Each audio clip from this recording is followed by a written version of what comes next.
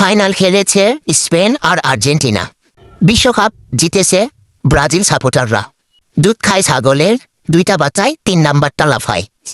টানা 5-6 দলের 5-8টা তারা ব্যর্থ। আজকে স্পেনের 5-8টা তারা সফল। এই 5-8টির সফলতা অর্জন করে ফেসবুকে পোস্ট করতেছে। আচ্ছা দাদা, আপনাদের কি শরম লজ্জা বলতে কোনো কিছুই নাই? ঠিক ঘৃণা বলতে কিছুই নাই? সব ধুয়ে মুছে খেয়াল হয়েছেন, নিজেরা বাদ পড়ে যান খেলা শুরু হওয়ার আগেই, আবার অন্য দলের পুটকি ধইরা ঝুলে পড়ে থাকেন। মানে বিয়া হয় একজনের সাথে আর গর্ভবতী হয় আরেকজনের সাথে। ব্রাজিল সাপোর্টাররা কাল বিশ্বকাপ জিতেছে, এই গর্বে তারা গর্ভবতী হয়ে গেছে। লজ্জা শরম থাকলে এই পা চাটাচাটি বন্ধ করে দেন। বেশি অন্যের পা চাটতে গিয়ে নিজের জিব্বাটা ক্ষয় লাগাইন না। আবার বাপ দাদার আমলের হেরা ভরা গল্প পারবেন না অন্যদের শোনাইতে। শোনেন, আপনাদের একটা কবিতা শোনায়। কবিতার নাম হলো ব্রাজিল। বাবার ছিল, দাদার ছিল, আছে 5টা কাপ, তার নাতিপুতি এখন গল্প করে দেখায় অজুহাত।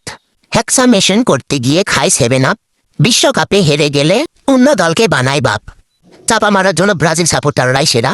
পুরান দিনের হেডা গল্প নিয়ে গল্প করে সারা বেলা। পারবানা নিতে আবার কাপ। প্রতি বছর স্বপ্ন দেখো, বাড়ে শুধু চাপ। খেলা শেষে দুঃখ ভুলতে খেয়ে নিও 1 বোতল 7 আপ। কি রাগ করলা?